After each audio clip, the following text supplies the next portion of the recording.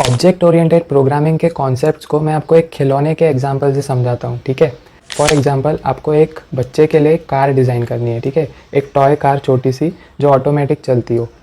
तो सबसे पहले आपके दिमाग में क्या क्वेश्चन आएगा, आप सोचेंगे कि किस तरीके से उसका डिज़ाइन होगा, उसका कलर क्या रखेंगे जो बच्चों को पसंद आता है। फिर आप सोचेंगे कि उसमें क्या क्या फ़ीचर्स डालें, जैसे उसमें रिमोट कंट्रोल डालना है, उसमें क्या गियर सिस्टम होगा, ब्रेक सिस्टम होगा, वो सब चीज़ें आप एक माइंड में सोचेंगे सबसे पहले। फिर आप उसको पेपर पे ब्लूप्रिंट बनाएंगे, ठीक है, एक पेपर पे डिज़ाइन बनाएंगे। तो ये जो पेपर पे आपने चीज़ बनाई है इसको हम बोलेंगे कॉन्सेप्ट। ये जो पेपर पे हमने जो भी लिखा है इसको देखकर हमको एक कार बनानी है, राइट।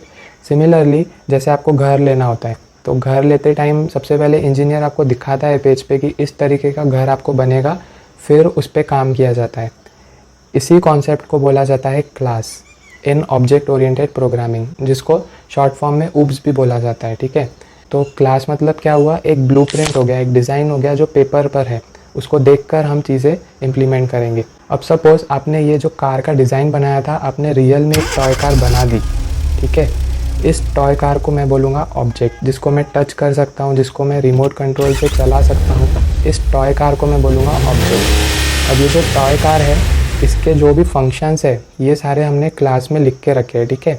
तो ये जो क्लास है ये एक ब्लूप्रिंट है, एक डिज़ाइन है। अब सपोज़ मुझे इस टॉय कार के लिए एक ब्रेक लगाना है, तो मैं कैसे करूँगा, टॉय कार के अंदर जो ब्रेक का बटन रहेगा ना, उस बटन पे ये मेथड जो भी इसमें लिखी हुई है वो कॉल हो जाएगी। तो इस तरीके से इन दोनों का कॉम्बिनेशन ही बोला जाता है classes and objects in object oriented programming. 4 pillars रहते हैं ऑब्जेक्ट ओरिएंटेड प्रोग्रामिंग के, एब्स्ट्रैक्शन, एनकैप्सुलेशन, पॉलीमॉर्फिज्म और इनहेरिटेंस।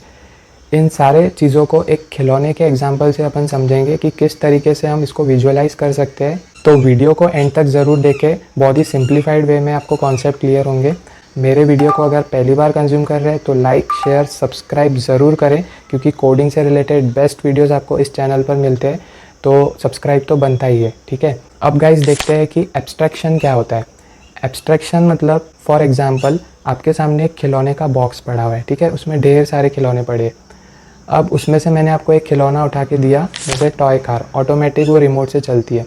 तो आप वो जब कार चला रहे हैं तो आपको उसके इंटरनल वर्किंग की जानकारी लेना ज़रूरी नहीं है, राइट। आपको ये पता नहीं करना है कि वो कार के अंदर ऐसा क्या है जो ऑटोमेटिक चल रही है, उससे आपको कोई फ़र्क नहीं पड़ता। आपके सामने कार है, आप रिमोट से उसको चला रहे हैं। ये होता है एब्स्ट्रैक्शन, जिसमें आपको इंटरनल डिटेल, इंटरनल वर्किंग की जानकारी ज़रूरी नहीं है, आपको सिर्फ ऊपरी चीज़ों से लगाव है, आप उसको यूज़ कर रहे हैं, अपना काम हो रहा है। ये होता है एब्स्ट्रैक्शन।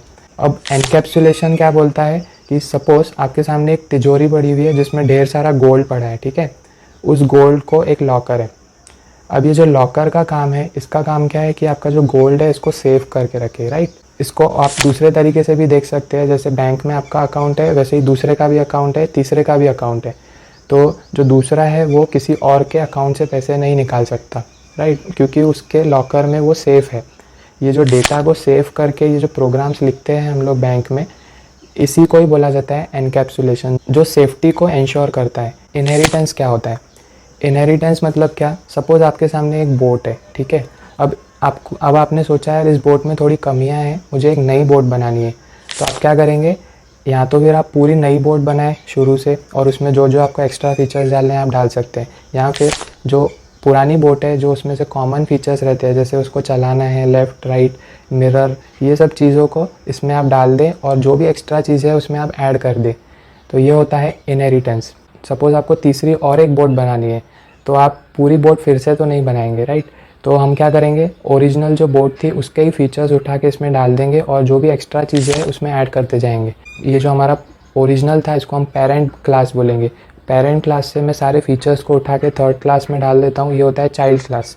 चाइल्ड क्लास में इसको यूज़ करके और जो मुझे एक्स्ट्रा चाहिए वो भी मैं ऐड कर देता हूँ, तो मैं ज़्यादा स्मार्ट हुआ। ये होता है इनहेरिटेंस, ठीक है। इसके मल्टीपल टाइप्स होते हैं इनहेरिटेंस के, पर जो बेसिक कॉन्सेप्ट है वो होता है पेरेंट और चाइल्ड क्लास का, ठीक है।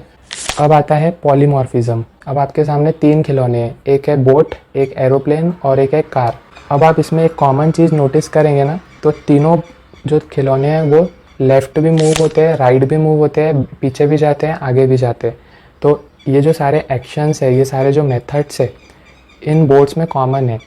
तो एक ही खिलौना मल्टीपल चीज़ें ले सकता है, उसको हम बोलते हैं पॉलीमॉर्फिज्म। पॉली मतलब मैनी, और जो मॉर्फिज्म है ये होता है फॉर्म्स, तो मैनी फॉर्म्स, ठीक है। जैसे आप शेप, अगर मैं क्लास बोलूँ तो शेप के मल्टीपल शेप्स हो सकते हैं, वो सर्कल भी हो सकता है, वो रेक्टेंगल भी हो सकता है, वो ट्रायंगल भी हो सकता है, राइट।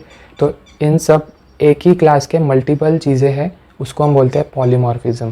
तो आई होप कि आपको ऑब्जेक्ट ओरिएंटेड प्रोग्रामिंग से रिलेटेड जो बेसिक ये पिलर्स थे, इसके बारे में एक बेटर अंडरस्टैंडिंग आई होगी। कोई भी डाउट हो कमेंट सेक्शन में आप पूछ सकते हैं, और वीडियो में कॉन्सेप्ट अगर क्लियर हुआ हो तो लाइक, शेयर और सब्सक्राइब ज़रूर करें।